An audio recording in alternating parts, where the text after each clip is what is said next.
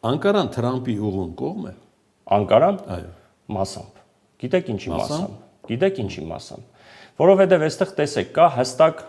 ըստ իս կա որոշակի հետկուլիսային պայմանավորվածություն։ Որովհետև Թուրքիան հասկանում է, որ Թուրք-ամերիկյան։ այո, ես ժամանակին այդ ձեր տաղավարում ենք ունեցել հենց այդ օրը հարցազրույցում, հիշում եք, երբ որ Թոմ Բարակը հայտնի հայտարարությամբ հանդես եկավ։ Առաջինը այդ ինֆորմացիոն, այսպես կոչված սլիվը, եկել է Թուրքիայից ու անմիջապես Թուրքիայում Միացյալ Նահանգների դեսպանից։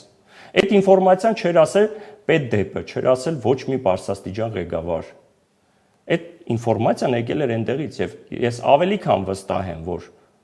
չի կարող չլինել պայմանավորվածություններ, որոշակիություն։ Եվ այստեղ պետք է ուղղակի հասկանանք, որքանով են ինչ պայմանավորվածության շրջանակներում փորձելու օգտագործեն այդ տրանզիտ կոդին։ Այսինքն, տեսեք, Թուրքիան հենց հիմա արագացված տեմպերով շինարարություն է կատարում։ Ճանապարհային եւ երկաթուղու շինարարություն է կատարում։ Ես ձեզ վստահեցնում եմ, Թուրքիան չէր իր բյուջեից տրամադրի ահռելի միլիոնավոր դոլարներ, որովհետեւ կառուցեր մի բան, որը կարող է ինչ-որ մի օր չշահարկվեր,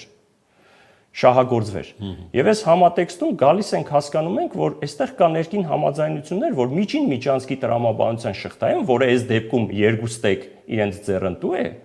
բնականաբար եւ